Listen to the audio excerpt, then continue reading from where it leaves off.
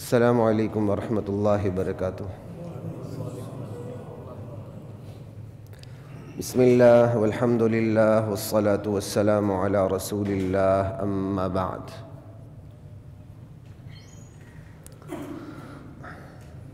فاعوذ باللہ من الشیطان الرجیم، بسم اللہ الرحمن الرحیم۔ وما خلقت الجن والانس الا لیعبدون، ما ارید منہم من رزق وما ارید ان یطعمون۔ حضرات محترم، اسلام کے تصور معیشت کے حوالے سے یہ مسلسل ہماری تیسری نشست، اور اس موضوع کو ڈسکس کرنے کا مطلب یہی ہے کہ ہمیں حلال حرام کا فرق معلوم ہو جائے، حلال کے ذرائع معلوم ہو جائے، حرام بھی معلوم ہو جائے تاکہ حرام سے بچیں، حلال کی طرف جائیں، اور اسلام کی جو معیشت کی جو برکات ہیں وہ معلوم بھی ہوں، ان سے مستفید بھی ہو سکیں، ان کا یقین بھی ہمارے دل میں پیدا ہو۔ جب یقین پیدا ہوگا تو عمل کرنا آسان ہو جاتا ہے۔ گزشتہ بات کو نہیں دہراؤں گا، اللہ نے آئندہ موقع دیا تو تھوڑی سی سمری عرض کر دوں گا۔ ہم جہاں تک پہنچے تھے اس سے آگے کی بات ہے۔ دنیا دار الاسباب ہے۔ اللہ نے جب اس دنیا کی تخلیق فرمائی ہے تو اس کو اسباب کے درجے میں رکھا ہے۔ یہاں سارے کام، خدائی کام بھی اسباب کی سطح پر ہوتے ہیں۔ اللہ تعالیٰ نے رزق کی ذمہ داری لی ہے، لیکن اسباب ہمارے حوالے کی ہیں۔ ان اسباب میں طاقت اللہ نے رکھی ہے۔ ہماری ذمہ داری یہ لگا دی ہے کہ ہم شریعت کے اصول کے مطابق اسباب کو اپنا لیں تو انشاءاللہ اللہ کے حکم سے نتائج آنا شروع ہو جائیں گے۔ میری طبیعت مسلسل 3-4 دن سے اوپر نیچے ہے، آج کچھ بہتر ہے تو میں نے کہا چلیں۔ وہ جب چند کا پی لیتا ہوں اس کے بعد میں بے فکر ہو جاتا ہوں تو بس چلتا رہتا ہوں۔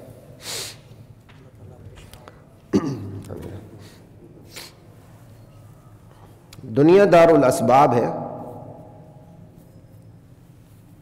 اور دار الاسباب میں بندے نے اسباب کو اپنانا ہے۔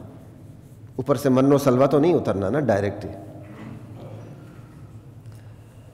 اسباب کو اپناتے ہوئے بندے نے بندے سے معاملات کرنے ہیں۔ فرد کا معاملہ فرد سے، فرد کا معاملہ معاشرے سے، فرد کا معاملہ ریاست سے۔ الحمدللہ۔ تو فرد کا فرد سے، معاشرے سے، ریاست سے، ان سب کے آپس میں معاملات ہوں گے تو ضروری ہے کہ یہ معاملات عدل پر قائم ہوں، اور عدل پر قائم ہونے کے لیے ضروری ہے کہ نظام معیشت میں چند اصول کار فرما ہو تاکہ مالی معاملات میں عدل برقرار رہے۔ تو نظام معیشت میں کسی بھی ریاست میں ضروری ہے کہ سب سے پہلے یہ معیشت کے حوالے سے، ورنہ تو نظام تو اور بھی ہے نا بہت سے، چونکہ دنیا معیشت کا نظام بنا کے اب اس کو پوج رہی ہے تو ہماری بھی مجبوری ہے کہ پھر ہم اس کو الگ بیان کرتے ہیں۔ دنیا تو کھانے پینے کے لیے پیدا ہوئی ہے نا۔ دنیا نے نظام معیشت میں جتنی ترقی کی شاید ہی کسی میں ترقی کی ہو۔ اللہ اکبر، لا الہ الا اللہ۔ تو نظام معیشت کا چند اصول پر کاربن ہونا ضروری ہے تاکہ عدل برقرار رہ سکے۔ اس میں سے ایک اصول یہ ہے بنیادی کہ وہ نظام ہر فرد کی معیشت کی ضمانت دیتا ہو۔ ہر فرد کی معیشت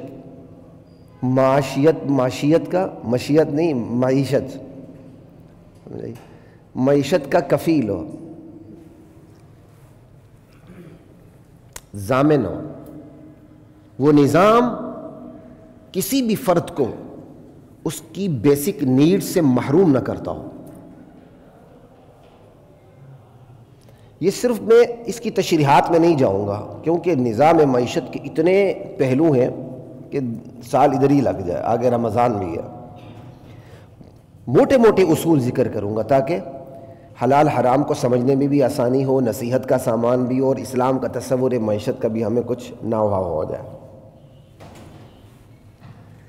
کہ وہ نظام ہر فرد کی معیشت کا ضامن ہو، کفیل ہو، کسی بھی فرد کو اس کی معاشی زندگی سے محروم نہ کرے۔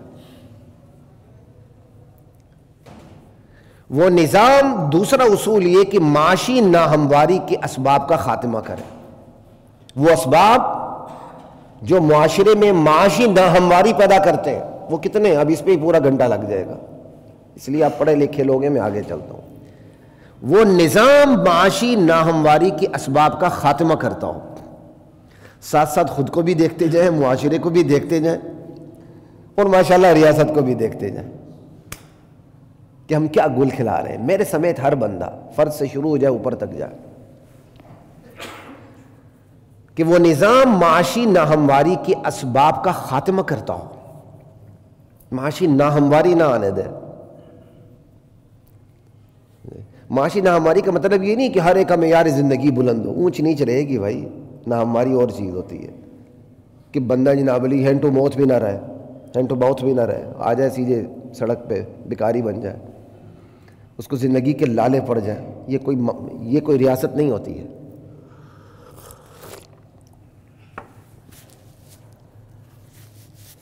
لا الہ الا اللہ۔ اور تیسرا اصول، وہ نظام کسی فرد کو یا کسی مخصوص طبقے کو وسائل معیشت پہ قابض نہ ہونے دے۔ آپ کا پورا ملک کتنے لوگوں کے قبضے میں ہے؟ میں پھر بار بار کہہ رہا ہوں، مجھے تشنگی رہتی کہ میں اب ان اصول کی تشریح میں نہیں جاتا۔ تیسرا اصول یہ ہے کہ وہ نظام کسی مخصوص فرد یا کسی مخصوص جماعت یا کسی مخصوص طبقے کو معیشت پہ، وسائل معیشت پہ قابض نہ ہونے دے کہ دولت سمٹ کر ادھر ہی چلتی چلی جائے۔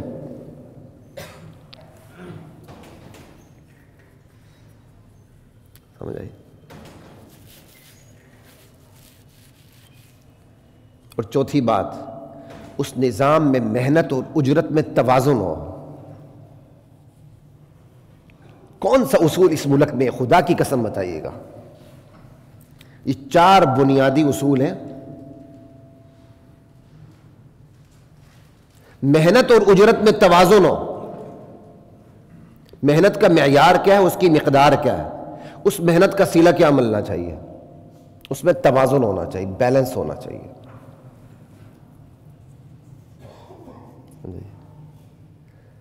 جب یہ اصول کسی نظام معیشت کے اندر ہوں گے تو فرد کا فرد سے معاملہ، فرد کا معاشرے سے معاملہ، فرد معاشرے ریاست کے باہم معاملات عدل پر قائم ہو جائیں گے۔ اب یہ جو 4 اصول ہیں، اگر ریاست قائم نہ کرے یا ریاست قائم نہ کر سکے، ریاست قائم نہ کرے یا نہ کر سکے، اس کی ریٹ ہی نہیں، اس کی ریٹ تو ایک دوسرے کو بچھاڑنے کے لیے ہے۔ آلو ٹماٹر والے سے بھی پوچھو تو یار یہ اتنے کا کیوں ہو گیا، کہتا ڈالر مہنگا ہو گیا۔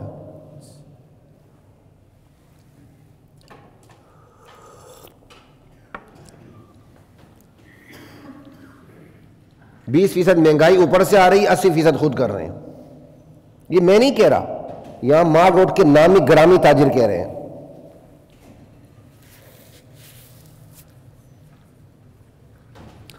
لا الہ الا اللہ واللہ اکبر۔ اگر یہ نظام، یہ 4 اصول ریاست قائم نہ کرے یا نہ کر سکے تو ادارے، جماعتیں، معاشرے، افراد اپنے اپنے دائرے میں ان اصول پر عمل کرنے کی کوشش کریں۔ اٹانومس باڈی ہوتی ہے، پرائیویٹ ادارے ہوتے ہیں، ہر ایک کا اپنا چیمبر ہے، اپنا دفتر ہے، اپنا ادارہ ہے، تو یہ 4 اصول تو وہاں بھی لاگو ہو سکتے ہیں۔ ادارے بھی نہ کریں، کم از کم فرد اپنے مقام پہ اپنی استطاعت کے مطابق، اب ایک کی استطاعت ہی نہیں تو کیا کرے گا، فرد اپنے مقام پہ اپنی استطاعت کے مطابق اپنے محتاطوں کے ساتھ ان اصول کی روشنی میں سلوک کریں. سمجھ آئی بات کی؟ تو پھر اس کے دیکھیں نتائج کیسے بکھر نکھر کے کھل کے سامنے آتے ہیں.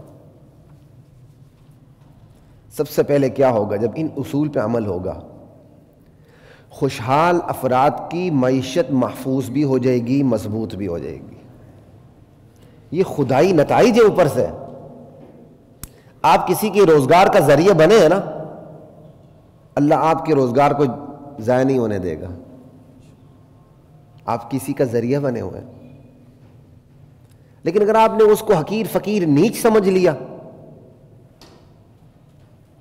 تو ابھی ترکی میں دیکھ لیں، ایسی ایسی ویڈیوز آ رہی ہیں، لمحے میں امیر فقیر بن گئے، لمحے نہیں لگے. اور جو ہمارے ہاں زلزلہ آیا تھا اور جن کی کروڑوں کی لاکھوں کی جائیدادیں تھیں، وہ لائنوں میں لگے ہوئے تھے روٹی لینے کے لیے. اگلے لمحے کا کسی کو پتہ نہیں ہے. لیکن جب ایسے ان اصول پہ عمل ہوگا، خوشحال افراد کی معیشت محفوظ بھی ہوگی، خوشحالی محفوظ بھی ہوگی، مضبوط بھی ہوگی.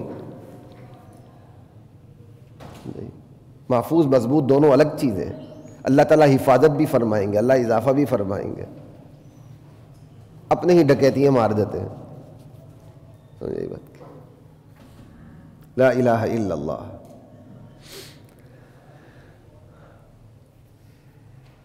حلال معیشت سے محفوظ بھی ہوگی، مضبوط بھی ہوگی. ٹھیک، حلال معیشت سے ہوس نہیں بڑھتی، خوشحال لوگ نیک دل ہو جاتے ہیں. حرام معیشت سے ہوس بڑھ جاتی ہے، بندہ اور ظالم ہو جاتا ہے. اسی طرح غریب کی حلال معیشت ہے، یہاں تک کہ وہ بیچارہ زکوٰۃ لینے پر مجبور ہے تو اس کی معاش میں سکون ہوتا ہے. اور غریب کی بھی اگر معیشت حرام کی ہے تو اس کا معاش اس کو بے سکون کر دیتا ہے، بے غیرت بنا دیتا ہے. نہیں، امیر بندے کی خوشحالی، حلال خوشحالی اسے نیک دل بنا دیتی ہے. غریب بندے کا حلال معیشت اسے غیرت مند بناتی ہے، وہ بغیر ضرورت کے ہاتھ نہیں پھیلاتا. اور اگر اس کی ضرورت پوری ہو جائے تو وہ اپنے پاؤں پہ کھڑے ہونے کی کوشش کرتا ہے. ہر وقت کیا کہتے ہیں، زکوٰۃ کا مستحق بن کے نہیں رہتا. کہتے یار چلو ٹھیک ہے، آ رہا ہے، میں نے کیا کمانا ہے، مستحق تو ہوں نا. نہیں بات کی. حلال خوشحال معیشت نیک دل بناتی ہے، اور حلال غریب کا حلال جو معاش ہے اسے غیرت مند بناتا ہے. حرام معیشت ہوس بڑھاتی ہے، یہاں تک غریب کی حرام معیشت اسے بے غیرت بناتی ہے. نبی کریم صلی اللہ علیہ وآلہ وسلم کا فرمان ہے، تصدقوا، لوگوں صدقہ دیتے رہا کرو اپنی استطاعت کے مطابق. فإنہ یأتی علیکم زمان، ایک وقت تم پہ آئے گا، یمشی الرجل بصدقتہ، بندہ ہاتھ میں صدقہ لیے، زکوٰۃ لیے پھرے گا کہ یہ میں زکوٰۃ کس کو دوں. لا یجد من یقبلھا، کوئی ایسا بندہ نہیں پائے گا جو اس کے زکوٰۃ کے مال کو وصول کرے، قبول کرے. یقول الرجل، جس کے پاس جائے گا، یار لے لو، زکوٰۃ کا مال ہے، میری زکوٰۃ ہے، وہ کیا کہے گا آگے سے؟ کہتا لو جئت بہا بالامس، اگر تو کل لے آتا تو میں اسے قبول کر لیتا. اما اليوم فلا حاجت لی بہا، آج مجھے اس کی ضرورت نہیں. یعنی وہ غریب بھی کتنا غیرت مند، اللہ اکبر. یہ اللہ کی دین ہے. غیرت پہ آ جائے غریب، غیرت پہ آ جاتا ہے، بغیرتی پہ آ جائے امیر بھی غیرت پہ نہیں رہتا. نہیں کہا اگر اس سے پہلے تم میرے پاس آ جاتے تو میں قبول کر لیتا، اب مجھے اس کی ضرورت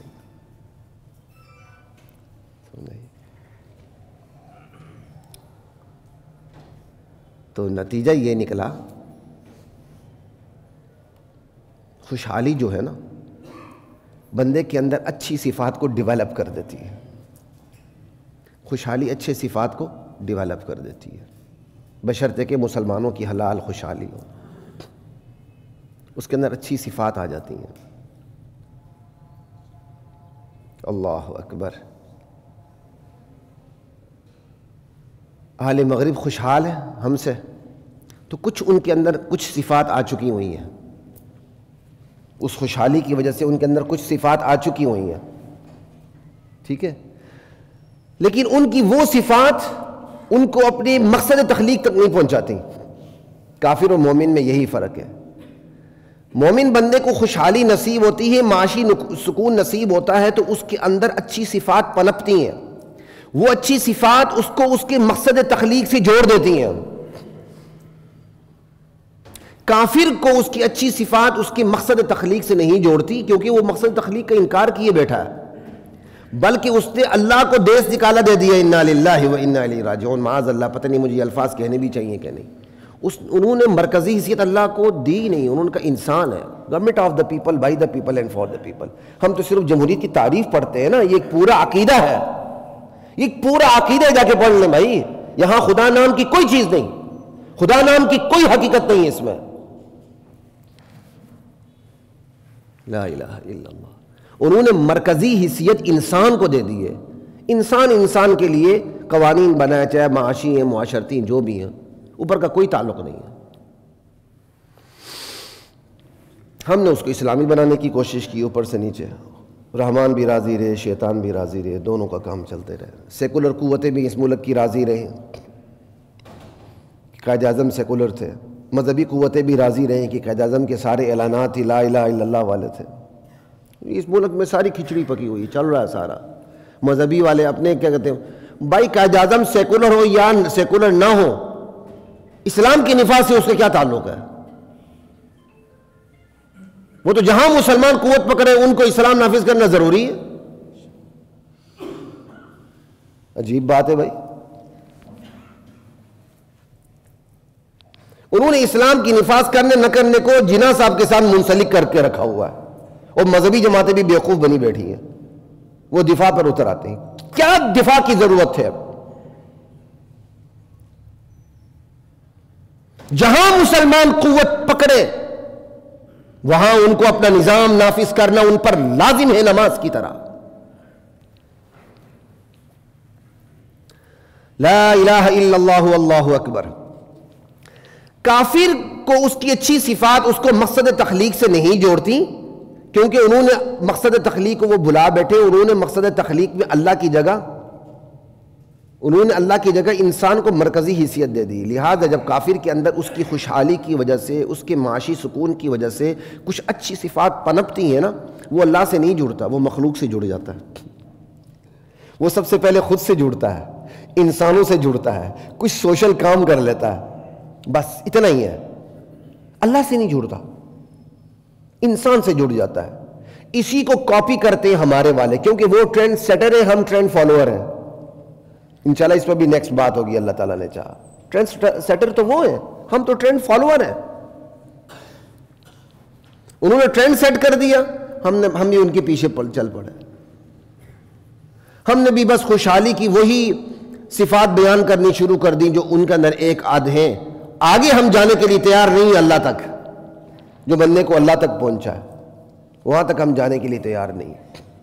حالانکہ خوشحالی کی وجہ سے جو اچھی صفات پیدا ہوتی ہیں وہ مومن کو اس کے مقصد تخلیق سے جوڑتی ہیں.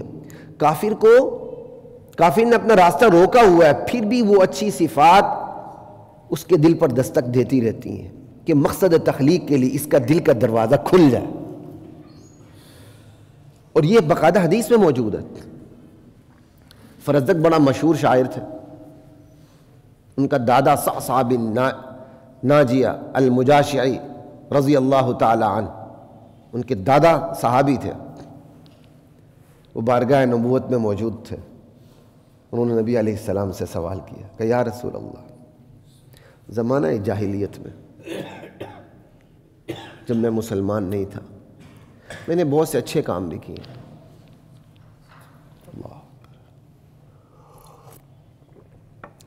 ان میں سے ایک اچھا کام میرا یہ ہے کہ میں نے 360 لڑکیوں کو، بچیوں کو زندہ درگور ہونے سے بچایا. کیسے بچایا یہ بھی سن لیں. ہر بچی کے بدلے میں نے 2 اونٹ دیے ہیں. وہ آج کے 2 اونٹ نہیں بھائی جو سڑک پہ لے کے کھڑے ہو کے آپ کو دودھ دیتے ہیں. یہ وہ اونٹ جن پر عرب کی معیشت کا انحصار ہے. آج کے جو عرب کا تیل جس حیثیت رکھتا ہے اس وقت عرب کا اونٹ وہی حیثیت رکھتا تھا. سمجھ آئی بات کی؟ ہر بچی کے بدلے میں 2 اونٹ دیے اور 360 بچیوں کو زندہ درگور ہونے سے بچایا. کتنے ہو گئے؟ 720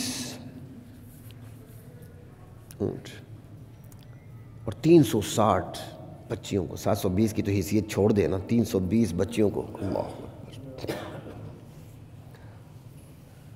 آج بھی جب وہ کبھی کبھی وہ تصویر آتی ہے نا سوشل میڈیا پہ کہ عرب یہاں اپنی بچیاں زندہ درگور کیا کرتے تھے، چاہے وہ کہاں تک تاریخی صداقت ہے، دل دہل جاتا ہے بندہ دیکھ کے.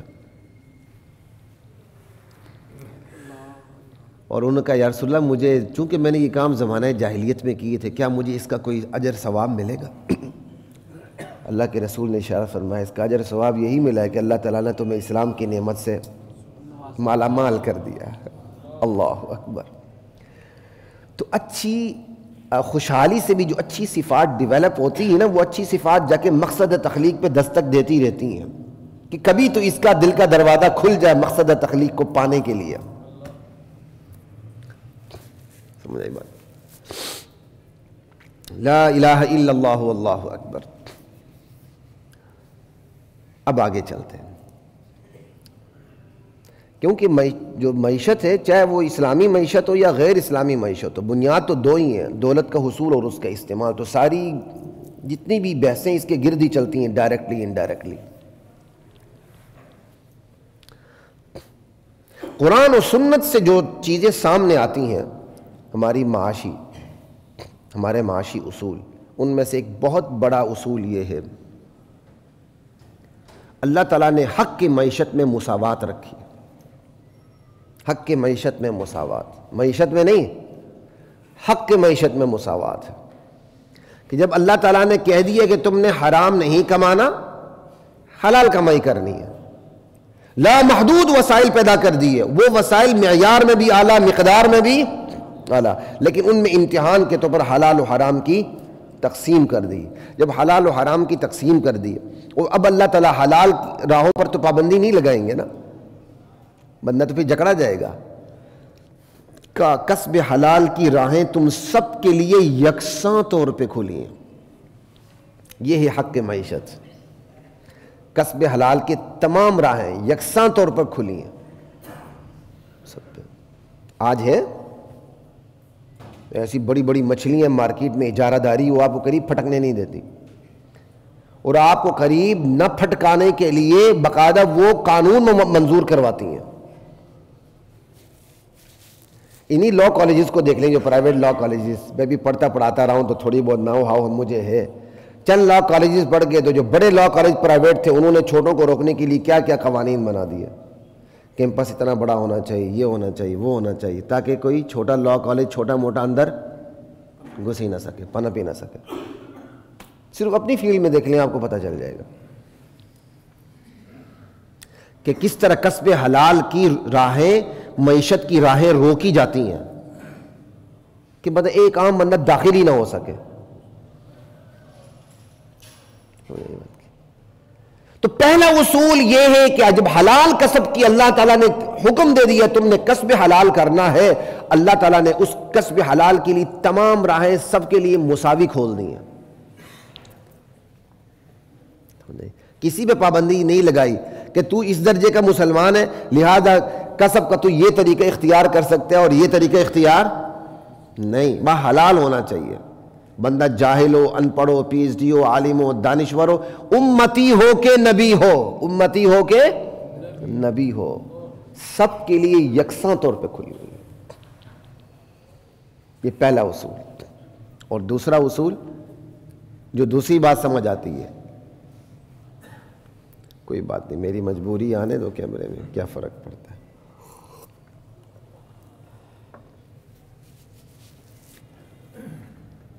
دوسری بات، یکساں مواقع دینے کے باوجود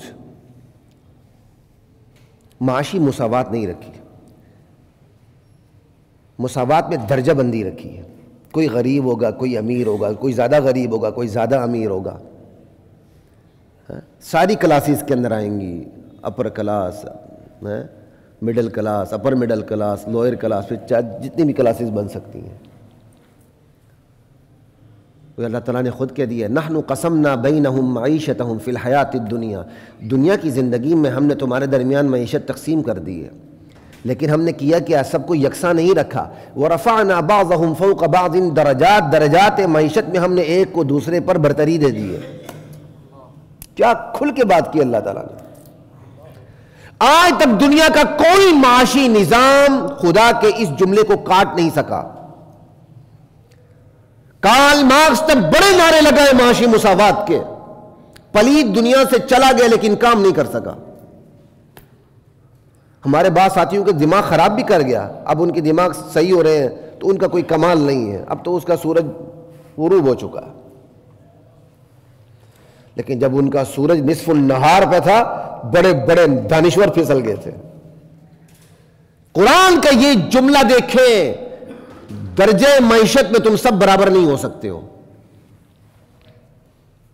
کارل مارکس اور اس کے فالوورز یہ کام کر ہی نہیں سکے، ممکن ہی نہیں، یہ تو انسانی فطرت کے خلاف ہے۔ کس کی راہیں یکساں ہیں، حق کی معیشت میں سب برابر ہیں، لیکن درجات معیشت میں برابر نہیں ہے۔ اب تیسری بات، جب درجات معیشت میں برابر نہیں ہے تو پھر یہ نوبت بھی آ سکتی ہے کہ کوئی بالکل معیشت سے محروم ہو جائے، ہینڈ ٹو ماؤتھ بھی نہ رہے، قوت لا یموت بھی نہ رہے، بھوکا ننگا ہو جائے، پیاس، بھوک سے پیاس سے تڑپ کے مر جائے، ہو سکتا ہے، لیکن ہونا نہیں چاہیے۔ اس کے لیے بھی اسلام نے سامان کیا کہ بھائی اونچ نیچ رکھی ہے تو کوئی بہت اونچے جا سکتا ہے تو کوئی بہت نیچے گر بھی سکتا ہے، چاہے اس میں اس کی اپنی غلطی ہو یا نہ ہو، یا خدا کی آزمائش ہو، یا اس کی وجہ سے اللہ تعالیٰ نے باقی سب کو آزمائش میں ڈال دیا ہو، کہ اس کے ساتھ بھی تو سلوک آزمائش ہے نا۔ یہاں تو غریب باپ کو کوئی سلام نہیں کرتا، امیر کھوتے کو باپ بنا لیتے۔ یہ بھی تو ایک امتحان ہے۔ اللہ اکبر۔ لیکن یہ معاشرے کے اوپر ہے کہ اس کو معیشت سے بالکل محروم تم نے نہیں ہونے دینا۔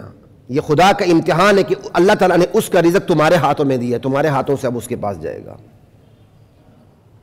یہاں تک کہ جانوروں کا خیال رکھا گیا، انسان تو انسان، جانوروں کا خیال رکھا گیا۔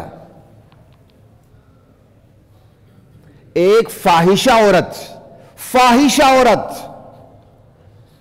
کتے کو پانی پلانے کی وجہ سے سیدھے جنت میں پہنچ گئی۔ اس کا یہ مطلب نہیں فاحشہ عورت اپنے گھر میں کتا رکھ لے، اس کا یہ مطلب نہیں ہے۔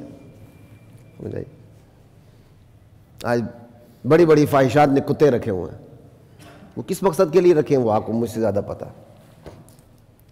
ایک فاحشہ عورت کتے کی وجہ سے جنت میں گئی، بخاری مسلم کی حدیث ہے۔ ایک فاحشہ عورت گزر رہی تھی تو اس نے راستے میں دیکھا کہ کنویں کے پاس، اب بیچارہ کنویں تک پہنچ گیا تھا کتا، اسے پتہ یہاں پانی ہے، ہانپ رہا ہے پیاس سے، قریب تھا کہ مر جائے۔ اس فاحشہ عورت نے اس کتے کی پیاس دیکھی، وہ تڑپ اٹھی، اب اس کے پاس کوئی چیز تھی نہیں کہ وہ پانی نکالے۔ اس نے اپنی جوتی اتاری اور اپنا دوپٹہ، اپنی اوڑھنی، اس کے ساتھ اس نے اپنی جوتی باندھی، کنویں میں ڈالا، جوتی میں پانی نکالا اور اس جوتی میں پانی بھر کے اس کتے کو پلایا۔ کتے کی جان بچ گئی، اللہ تعالیٰ نے اس کی جان بچا لی، سیدھے جنت پہنچا دیا۔ انسان تو انسان، اللہ تعالیٰ نے جانوروں کی معیشت کا خیال رکھا ہے۔ جانوروں کی معیشت کا خیال کا یہ مطلب نہیں کہ آپ چڑیا گھر کی جا کے جانوروں کو گود لے لیں، یہ کہ بھوکھا دیکھیں، یہ دیکھیں، وہ یہ چیزیں یہی بات کی۔ یہ نہیں کہ گھر میں آپ چیتا پال لیں، رائے بشیر صاحب بیٹھے ہوئے پھر اس بندے کا نام بھی نہ ہے، کس نے DHA میں تیندوا یا چیتا پال رکھا تھا۔ کیوں رائے صاحب، کیوں نام آئے گا؟ ڈنڈوں کے نام نہیں آتے ہیں، جس سماج میں ڈنڈا قانون ہو وہاں کچھ بھی نہیں ہوتا، وہاں صرف ظلم کا راج ہوتا ہے، ان کے جانور بھی عیاشی کرتے ہیں، ان کے کتے بھی توس کھاتے ہیں، ان کے کتوں کے لیے بھی ایسی ہوتے ہیں۔ یہ ہے وہ معاش ناہمواری جس کا اسلام شدید ترین دشمن ہے۔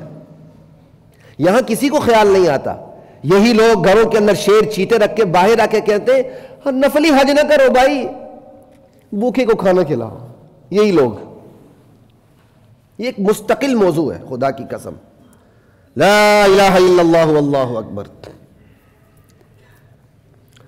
اور ایک بلی کی وجہ سے ایک عورت سیدھے جہنم پہنچ گئی۔ کتے کی وجہ سے ایک عورت جنت میں گئی، بلی کی وجہ سے ایک عورت جہنم میں گئی۔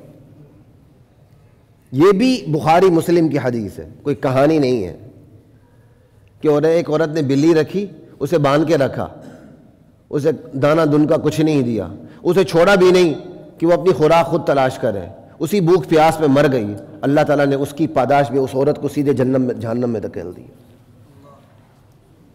اسلام کے ہاں تو یہ تصور معیشت ہے۔ محروم المعیشت کے پھر کتنے حقوق ہوں گے؟ جو انسان جس کے پاس کھانے کی 2 روٹی نہ ہو، نوالا نہ ہو، اس کے کتنے حقوق ہوں گے اسلام میں؟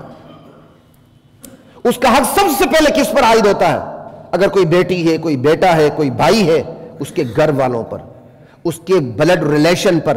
الاقرب فالاقرب، جتنا قریبی رشتہ دار ہوگا اتنا وہ ذمہ دار ہوگا اس کا۔ یہ الاقرب فالاقرب، یہ میں حدیث کے الفاظ بتا رہا ہوں آپ کو۔ لا الہ الا اللہ، ساری چیزوں کو الحمدللہ سمرائز کر کے بتا رہا ہوں، ورنہ تو ایک ایک چیز کو ذکر کریں تو پوری نشستیں یہاں لگ جائیں۔ ایک بندے کے پاس کھانے کو نوالا نہیں، سب سے پہلے اس کے اپنے باپ، ماں، بہن، بھائی ذمہ دار ہیں، پھر جیسے جیسے رشتے دور ہوتے جائیں ان کے پاس نہیں، پھر وہ اس طرح کرتے ہیں، بلڈ ریلیشن سے آگے قریب دور کے رشتے، پھر جو قریب، اسی طرح ہمسایوں تک کے حقوق ہیں۔ ہمسایہ بھوکا سوئے میرا پیٹ بھر جائے، شریعت برداشت نہیں کرتی۔ پھر وہ محلہ ہے، پھر وہ معاشرہ ہے، پھر وہ علاقہ ہے، پھر وہ ریاست ہے۔ ریاست تو سب سے پہلے پہنچے۔ نبی علیہ السلام کی حدیث الا ادلک علی اعظم صدقہ، اللہ تعالیٰ نے صحابی کو کہا، سراقہ میں تمہیں سب سے بہترین صدقہ نہ بتاؤں، سب سے بڑا صدقہ؟ کہ یا رسول اللہ ضرور، ارشاد فرمائے، کہ ابنتک المردودۃ الیک، تیری بیٹی یہ واپس تیری دہلیز پہ پہنچ جائے۔ اللہ، بیوہ ہو کے، طلاق یافتہ ہو کے، کسی طرح بھی، لیس لہا کاسب غیرک، اس کے لیے تیرے علاوہ کوئی اور کمانے والا نہ ہو، اس کو کھلانا ہی سب سے بڑا صدقہ ہے۔ آج بہن گھر پہنچ جاتی، بھائی نہیں پوچھتا۔ وہی بہن جب فحاشی میں مبتلا ہوتی ہے تو اخلاق کے جنازے نکل جاتے ہیں۔ شریعت نے معاشیت سے محروم افراد کو کیا کہتے ہیں، ایسے نہیں چھوڑا، اس کی ذمہ داریاں عائد کی ہیں۔ لا الہ الا اللہ واللہ اکبر، یہ ذمہ داری چلتی جاتی ہے، ماں باپ سے ہوتے ہوئے، بہن بھائیوں سے ہوتے ہوئے، رشتہ دار اقارب سے ہوتے ہوئے، ہمسایوں سے ہوتے ہوئے، مالداری سے ہوتے ہوئے، ریاست تک پہنچتی ہے۔ ریاست تو سب سے پہلے وہاں پہنچے، اور ریاست بھی کچھ نہ کر سکے، بالکل کچھ بھی نہیں ہے۔ سمجھ لیں ایسی صورتحال تو ہوتی نہیں، صرف زکوٰۃ صدقات صحیح دیں اور صحیح استعمال ہو، ایک بھوکا ننگا نہ رہے۔ یہ ٹیکس ویکس کی کوئی ضرورت نہ پڑے، خدا کی قسم۔ میں چند دن پہلے ایک سیاسی مذہبی جماعت کے قائد کا میں کلپ سن رہا تھا، ہماری جماعت آئے گی تو ٹیڑھی ٹوپی پہن کے بیچارے کہہ رہے تھے، بڑے اچھے، میں ان کی قدر بھی کرتا ہوں، یہ ٹیکس امیروں پر ٹیکس لگائے گی۔ بھائی ٹیکس پہلے سب سے پہلے آتا ہی نہیں، خدا کے لیے جا کے اسلامی معیشت پڑھے۔ سب سے پہلے وہ ملک اپنے معدنی ذخائر سے کام لے، اپنے وسائل سے کام لے۔ جہاد تو ہم کر نہیں سکتے، بزدل ہیں، وگرنہ ہماری معیشت تو نیزے کی نوک پہ رکھی ہوئی ہے۔ جہاد میں ہماری معیشت، صحابہ کی معیشت کیسی تھی؟ چلے جی ہم نے جہاد نہیں کیا تو یاد رکھیں ملک کے وسائل سب سے پہلے استعمال ہوں گے، اس کی زمین کے خزانے استعمال ہوں گے، اس کی معدنیات، اس کا تیل، اس کا گیس، اس کا پیٹرول، اس کے کوئلے، اس کا سونا، اس کی چاندی، سارا کچھ. یہ ریاست کتنی امیر ہے بتائیں مجھے. اس ریاست کے بعد اللہ نے کتنی ذخیرے دیے؟ کوئی کمی ہے؟ کمی ہے تو دیانتدار قیادت کی ہے. ان بددیانت قائدین نے ہماری تمام چیزیں گروی میں رکھ دیں، فریز کروا دیں، کیونکہ ہم خود بددیانت ہیں. تو ہمارا جو کیپٹن ہوگا وہ سب سے بڑا بددیانت ہوگا. جو ہمارا کپتان ہوگا، جو ہمارا قائد ہوگا، جو ہمارا لیڈ کرے گا. تو بیڑیوں کا سردار کون ہوتا ہے؟ جو سب سے بڑا خونخوار بیڑیا ہو. تو ہم سب بددیانت ہیں. اعمالکم عمالکم، سمجھ آئی؟ یہ بالکل ضابطہ صادق آتا ہے. تمہارے اعمال تمہارے حکمران ہیں. ہم میں جو زیادہ بڑا خائن ہوتا ہے، ہم میں جو زیادہ بڑا کن ٹوٹا ہوتا ہے، ہم میں جو زیادہ بدماش ہوتا ہے، وہ ہمارا قائد ہوتا ہے. یہ ٹیکس ویکس کی بات بہت دور کی ہے. انشاءاللہ اس پر بھی مستقل آپ کے سامنے نشست رکھوں گا کہ یہ ٹیکس کی نوبت کب آتی ہے. وہ ٹیکس اتنا پیچھے ہے کہ پتہ نہیں کہیں جا کے نوبت آئے. امکان ہے، وہ صرف امکان کی حد تک امکان ہے. اتنی دور جا کے اس کی نوبت آتی ہے. ہم سب سے پہلے ٹیکس کو اٹھا کے لے آتے ہیں. اور پتہ ہے غریب نے بھی موٹر سائیکل پہ پیٹرول بھرانا ہے. پتہ ہے غریب نے بھی ماچس کی ڈبیا لینی ہے. پتہ ہے غریب نے بھی کیا کہتے ہیں انڈے سموسے لینے ہیں. بلا تمیز مار کے رکھ دیتے ہیں ہم سب کو. اللہ اکبر کبیرہ الحمدللہ کثیرہ. یہ ٹیکس ویکس کا چکر بہت دیر بعد آتا ہے. میرے اور آپ کے ارد گرد جتنے ہیں ان سب کو سنبھالنا میرے اور آپ کی ذمہ داری ہے. جو جتنا جس کے قریب ہے اس کی ذمہ داری زیادہ بنتی ہے. اور یہاں امیر رشتہ دار بھی غریب رشتہ دار پہ خرچ کر کے اس کو بھیک دیتا ہے، بھیک. اور جبکہ قرآن کیا کہتا ہے؟ وَآتِ ذَا الْقُرْبَى حَقَّهُ. اپنے رشتہ داروں کو، اپنے قریبی رشتہ داروں کو، قرابت داروں کو ان کا حق دو. حق یہ بھیک نہیں، ان کا حق ہے جو تمہارے ذمہ اللہ نے ڈالا ہے. تو پھر دین کا حق کتنا بلند ہوگا اس غریب رشتہ دار سے بھی بڑھ کر. کیوں؟ اللہ کو یہ دین اتنا عزیز ہے. اس دین کے لیے اللہ تعالیٰ نے نبیوں کو کٹوایا ہے،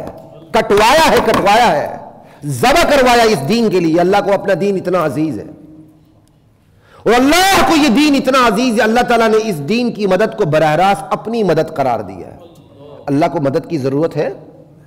ان تنصروا اللہ ینصرکم. تم اللہ کی مدد کرو، اللہ تمہاری مدد کریں گے. کونوا انصار اللہ. اے ایمان والو اللہ کے مددگار بن کے کھڑے ہو جاؤ.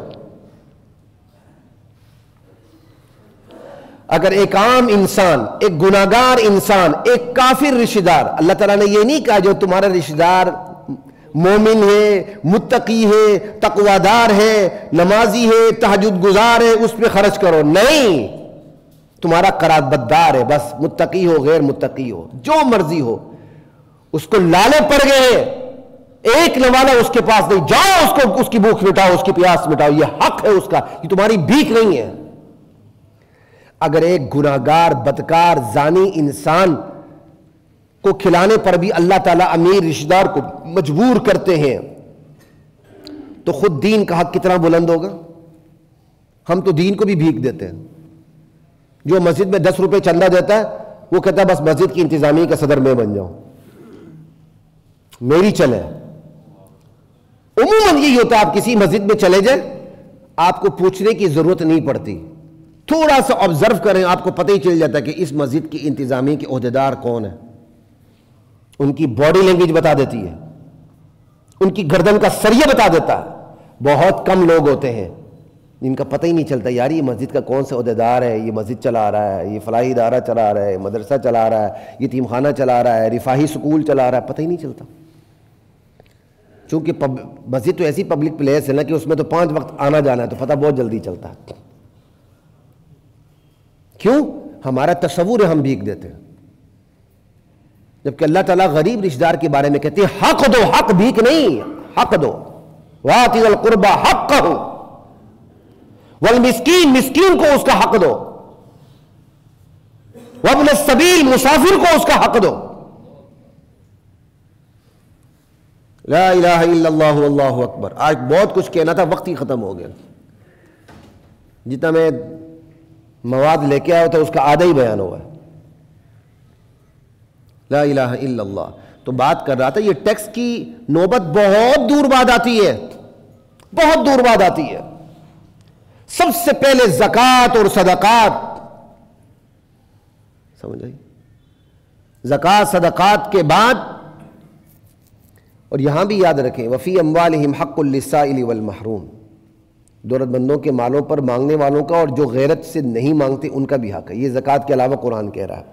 کچھ چیزیں اللہ نے ظرف پہ رکھ دی ہوئی ہیں، انشاءاللہ کچھ نشستیں اور ہوں گی تو یہ ساری چیزیں آپ کے سامنے آئیں گی کہ اسلام نے صدقات واجبہ نافلہ کو کیسے الگ کیا اور کس طرح الگ کر کے دینے والوں کو امتحان میں ڈالا، ان کے ظرف کو چیک کیا ہے اور ان کو انڈر آبزرویشن رکھا ہے کہ تم نے کرنا کیا ہے. اسلام کا تصور معیشت کوئی قارون کی معیشت نہیں ہے، وہ اس کی معیشت ہے جو براہ راست مجھے اور آپ کو دیکھ رہا ہے. اسلام کے تصور معیشت میں کہیں بھی جگہ نہیں ہے، ایسی جگہ نہیں ہے سب پر یکساں ٹیکس عائد کر دو، کہیں بھی ایسا نہیں ہے. بالفرض والتقدیر سمجھ لیں نوبت آ گئی تو سب سے پہلے تعیشات پہ پابندی لگے گی. چونکہ وقت ختم ہو رہا ہے لہٰذا میں اب اگلے سٹیپ پہ نہیں جاؤں گا، وہ تو پورے پھر 1 گھنٹے کا سٹیپ ہے کہ کمانے میں اسلام کی کیا ہدایات ہیں، خرچ کرنے میں اسلام کی کیا ہدایات ہیں. وہ انشاءاللہ اگلی نشست پہ ڈیٹیل کے ساتھ ابتدا ہی سے شروع ہو جائیں گی. سمجھ آئی؟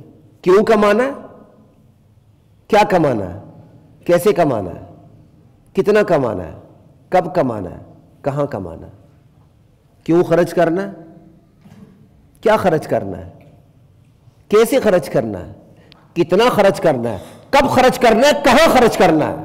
یہ 7 سوالات بنتے ہیں اور میری نیت تھی میں آج بیان کر سکوں، نہیں کیا. پہلے اس لیے بتا رہا ہوں کہ آئندہ نشست میں براہ راست اس پہ بات ہوگی. یہ میرے اور آپ کی اصلاح کرنے کے لیے، آگے رمضان آ رہا، یہ ایک کمائی پر بھی کم سے کم 7 سوال بنتے ہیں اور خرچ کرنے میں بھی کم سے کم 7 سوال بنتے ہیں. یہ سوالات کیا ہیں؟ یہ سوالات میری اور آپ کی تربیت ہے تاکہ کوئی قارون فساد فی الارض کا مرتکب نہ ہو اس دھرتی کے اوپر. اس معاشی نظام کو اس معاشی نظام کو نہیں جو اصل معاشی، یہاں تو کوئی معاشی نظام ہی نہیں ہے نا. معاشی نظام کے اندر فساد کا مرتکب نہ ہو، اس کی عملی تربیت ہو، اس کی اخلاقی تربیت ہو، اس کی نظریاتی تربیت ہو. اسلام کا معاشی نظام جسٹ ڈیمانڈ سپلائی کا نام نہیں ہے، وہ اپنے مقصد تخلیق سے جڑا ہوا ہے، انسانوں کے مقصد تخلیق سے جڑا ہوا ہے. اس پہ انشاءاللہ اگلی نشست میں بات ہوگی. یہ تو آخری 1-2 منٹ کی بات ہے، میں آپ کے سامنے بس بات کو کمپلیٹ کرنے لگا ہوں کہ جب ٹیکس کی باری آتی ہے تو جس پہ بات چل رہی تھی، جو ساتھی دیر سے آ رہے ہیں، ویسے سہولت کے لیے بتا دوں کہ جو اصول معاشیات اسلام کے سامنے آتے ہیں کہ کسب کی راہیں سب کے لیے کھلی ہیں، 1، لیکن معیشت میں سارے برابر نہیں، 2، تو بالکل معیشت کو کوئی محروم بھی ہوگا، 3، اسلام نے اس کا خیال رکھا ہے، جانور کتے بلی تک کا بھی خیال رکھا ہوا ہے. ٹھیک ہے، جو محروم ہے اس کی ذمہ داری کس کے اوپر ہے؟ الاقرب فالاقرب کا اصول ہے، جو جتنا قریبی رشتہ دار ہے اس پر ہے، پھر مالے ہمسائے سب پر، پھر ریاست کے اوپر ہے. اور ریاست کو اگر لینے کی نوبت آئے تو سب سے پہلے وہ کن سے لے؟ تعیشات پہ پابندی لگا کے وہ مال لے.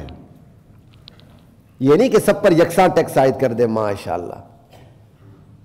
تعیشات پہ پابندی ہوگی سب سے پہلے. وہ تعیشات پہ پابندی کر کے اس کا جو مال تعیشات والا وہ اٹھا کے پھر خرچ کیا جائے گا. اور اگر تعیشات سے بھی بات نہ بن سکے، بات سہولیات تک آئے گی. سہولیات، تعیشات و سہولیات سے اوپر کی چیز ہے نا.